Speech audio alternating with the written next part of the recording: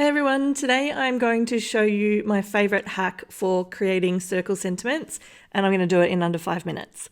Here's the things you need: some white cardstock, a stamping platform, some sentiment stamps, nesting circles, an ink pad, and a die cut machine. The first thing you need to do is load up whatever sentiments you would like to use onto a piece of cardstock that is big enough to be your template.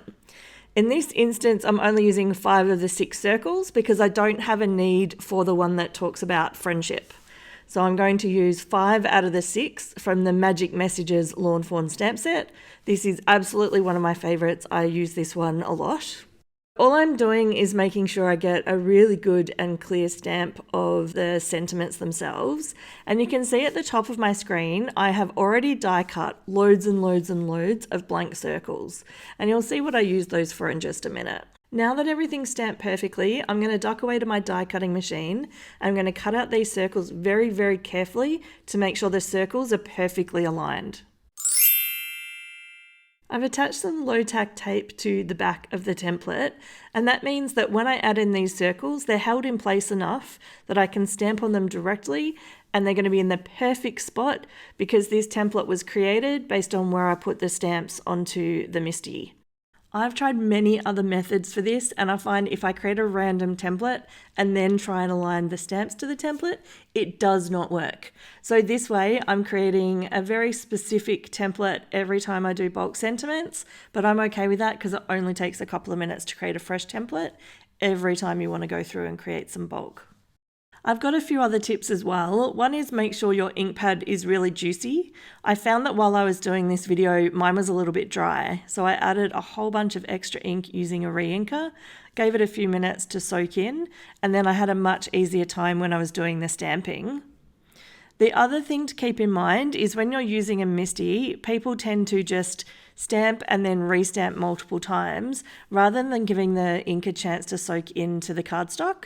So if you are using a pressure tool like I have, or even if you're just holding it down with your hand or using your shirt sleeve, then really make sure that you give it a couple of good seconds to really load into the paper, and you should only ever really need to stamp twice.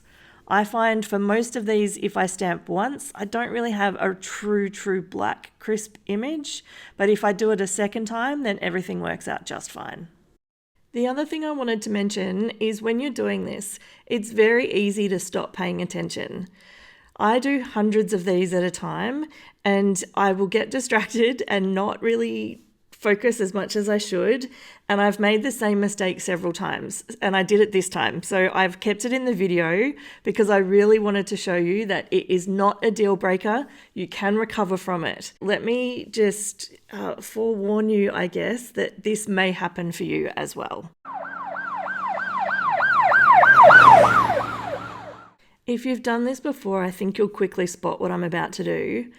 And I do it with conviction. I forgot to load the blank die cuts. So I have stamped this black ink all over my MISTI stamping tool. It's on the tape that's on my template. It's not on the template itself really, but I did make a red hot mess. So I have some little alcohol wipes. I managed to clean this up just fine.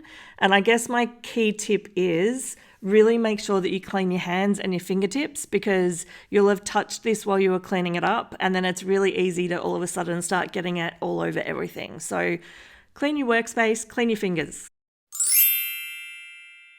It only took me a few minutes to clean it up, and now I'm back in action.